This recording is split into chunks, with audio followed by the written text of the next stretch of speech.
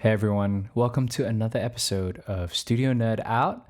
And today we're going to break down Mess in Me, the production as well as the mix. This song is the featured single from my album Slower Life. And actually, I'm really excited to present this one to you guys because I would say this is probably one of the songs that I'm most proud of as an artist, as a writer, as a producer, to have been a part of. And this is no disrespect to any of the songs that I've done in the past at all, because they've all required the same amount of blood, sweat, and tears, to release them, to get them done, right? And I feel like the combination of everything just sort of, reached a point where we were able to write this one.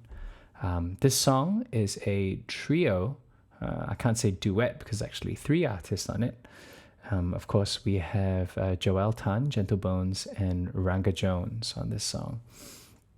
And so it's always a blessing and a treat to be able to work with them because of the immense amount of talent, creativity, intuition, spontaneity, and instinct that they bring to the table. Okay, let's have a listen. Drinking wine in bed with that book that you've read for about the 8th time now. You're trying out your hair, sitting over there, looking at you's all I need somehow. If you could see what it is you are to me, I'm sure you'd find it hard to believe how else could it make sense to let you know. The smile on my face when you kiss me through the phone, when I cry at the end of a bad day, it's like you're there to save me from this mess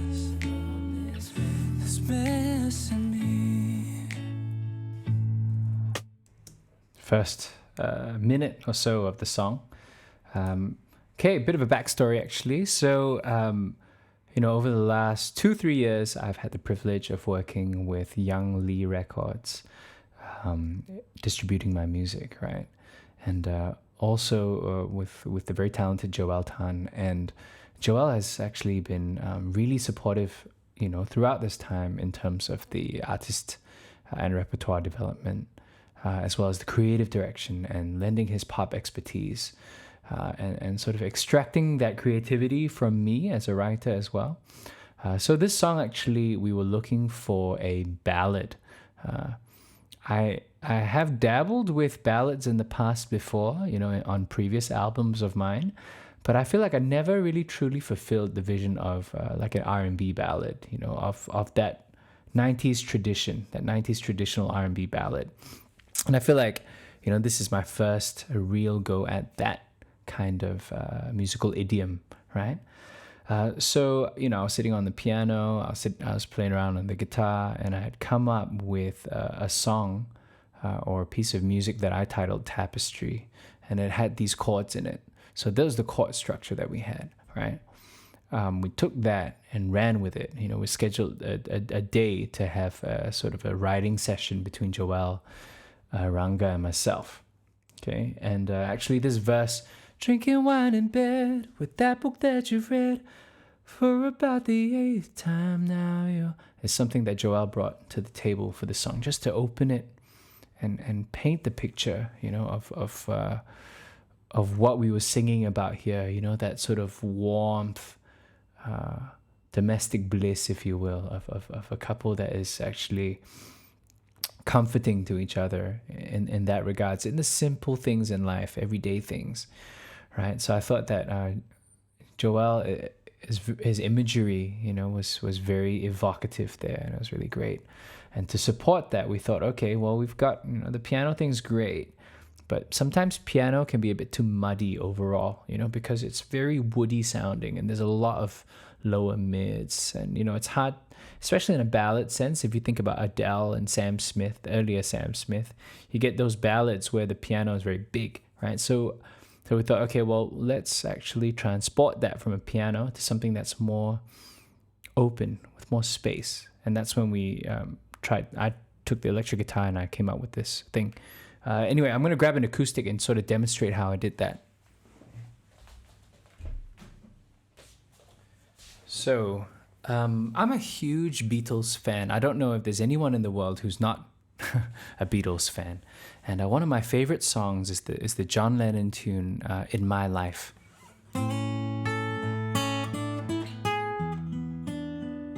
There are places I remember. Na, na, na, na, na. Right, In My Life, Beatles. This song brings me to tears. It's such a beautiful song. And I was thinking about that song, and I was feeling that kind of vibe, and I thought, you know what?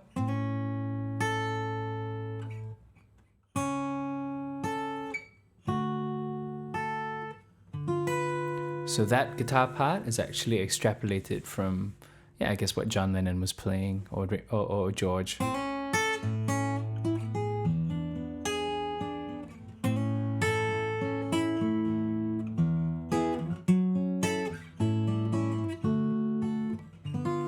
That minor 4 chord as well. Yeah, so I took inspiration from that, and that became the guitar line for Mess in Me.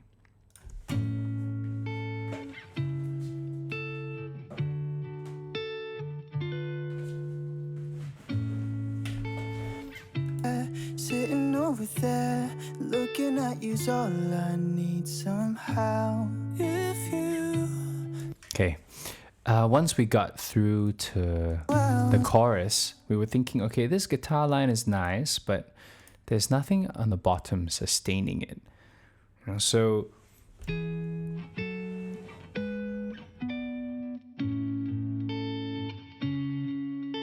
in order to open up the foundation of the song and give it a bit more warmth, right? We thought, okay, well, we're singing about this very cozy situation. Why not I try and come up with a very cozy sounding line? Now, I could have used the guitar to do the root notes, but I thought, you know what? Let's actually play it on the P bass, a very woolly, muffly P bass, but play high up on the neck, you know, so it just gets that extra coziness.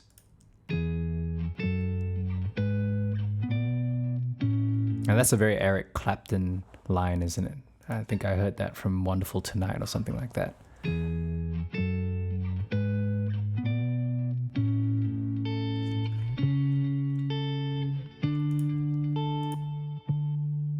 So how I achieved this really cozy sounding bass, I plugged in direct, but my secret weapon here was actually the LA2A compressor. So I went and really goosed the compressor because I didn't want it to sound like bum, bum, bum. I didn't want the transient. I actually wanted it to almost sound like a sine wave. Bum, bum, bum, goo, goo, like super sustainy.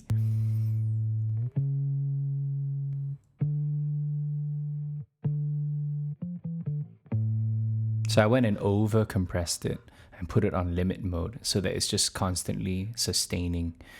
It just sounds very woolly. Yeah.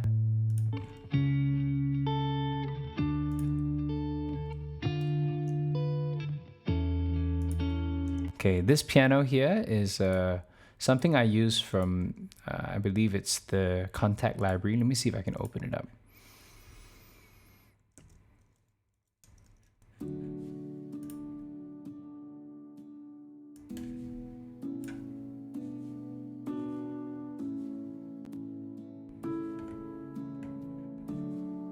So I used una Corda. I think I put it on the felt, and I just cycled through the presets until I found something that I liked, you know, that gave it a lot of character, right? And then I went ahead and printed that. So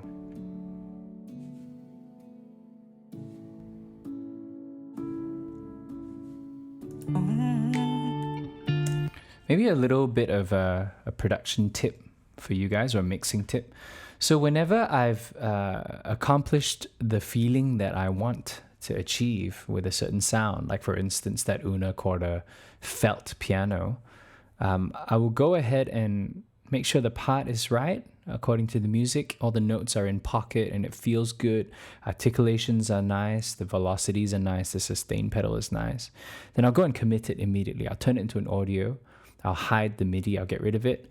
And then I'll start putting plugins in to achieve more of the texture, maybe carve out some space in the EQ. But once that's done, I'll commit that again. So every step of the way I'm committing so that I'm making decisions, clean and clear decisions. So by the time I get down to my mixing, I don't have production decisions to make. In fact, some of my pre-mixed stuff already sounds mixed because everything is sitting in a pretty healthy place, in a good space. And so mixing is really, for me, automating vocal levels, automating vocal effects sense. So like how delay throws and how what's going to be a dramatic part of the song, for instance. Like this one.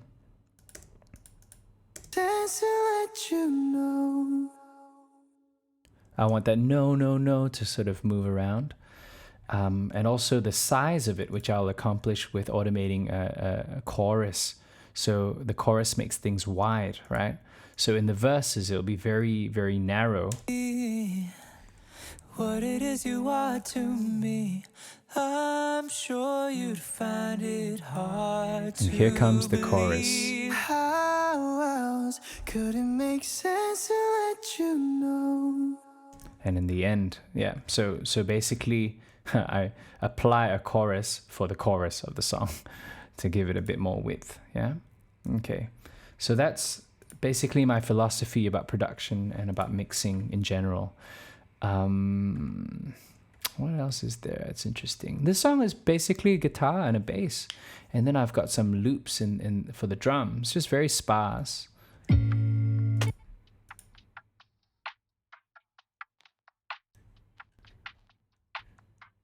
Well, this is what we call a topper. And I'm calling it a hat. It's not really a hi-hat. It's a loop that's used in the function of propelling the song forward. When I think of hi-hats, I think of them as a topper because it's really propelling the song forward. Underneath that, I add a very simple kick and snare, or almost like a mixture of a snap with a side stick. Yeah, that's a side stick. This one here is a snap. I think this is courtesy of my friend. I had some friends over, and there was this guy called Andre. He's a good friend of ours, and actually I just heard him. I was like, "Can anyone snap?" And he just did that, and it sounded so good. I took him into the studio and let me record your snap, and now that's my main clean snap sample. Okay. So here's the drum package.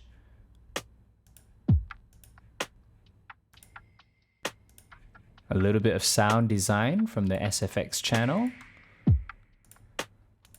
just to give it a bit of drama and impact. There's a cymbal there, like an 808 cymbal. Cymbal swell. Okay, so what I like here is I've got tambourine. Okay, need to show this one off.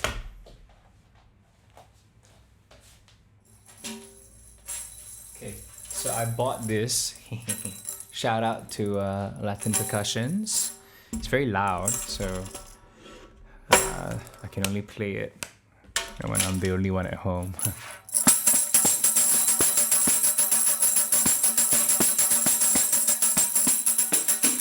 Probably gonna clip this. Sorry about the distortion there. Yeah, so I'm a big fan of Sly and the Family Stone and people like that, and they have all this fun gospel-y stuff. So I thought, okay, I'm gonna throw in a tambourine.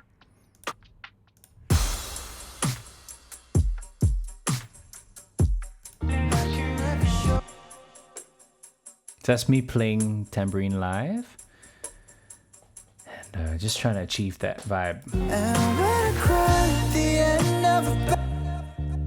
Okay, here we add the second bass to give it a bit more drama, a bit more size. I even start a bit of slapping and popping here. Oh, here comes the cat.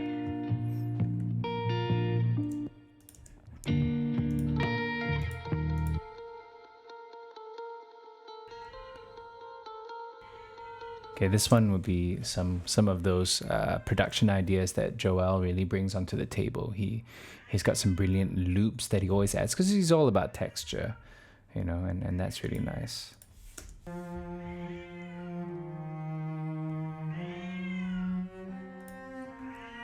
This one would be the Tina Guo cello.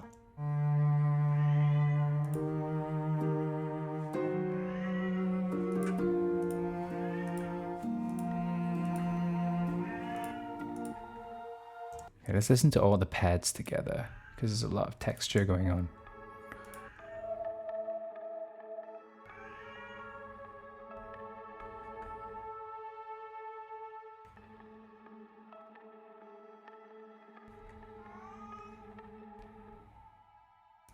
Cry at the end of a bad day.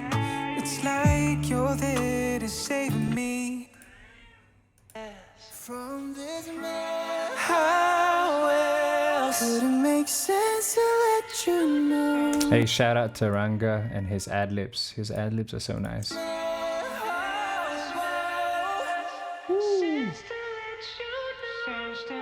can never show. Smile on my face when you kiss me. So Joel has some really cool like mid-range ideas there, and then Rangga has his sort of game-changing moment. At the end of a bad day, it's like you're there to save me from this mess. Okay, I did the BVs here, so these are some of my highest notes. Like that one. Basically, I would take a few steps back from the mic and turn up the gain so that I can have the sound, you know, of the room. A smile on my face when you kiss me through the phone. And when I cry at the end of a bad day, it's like you're there to save me from this mess. This mess me. Yeah, yeah. Now I'm with you on the bed, your shoulder in my head, fixes up the mess in me. Thank you so much, yo, for watching this song breakdown with me for Mess in Me from my Slower Life album. It's out on all streaming platforms. You can check it out, especially the bonus tracks that are available as well. And we've got Spotify bonus tracks. We've got released the whole album and mixed it for Dolby Atmos on Apple Music as well. So very, very excited for y'all to check it out. Thanks once again, of course, to Joel Gentlebones and Rangga Jones for being with me on this track. And also shout out to Nick Kodonas who mastered it. And thank you to all you guys. And until the next one, peace.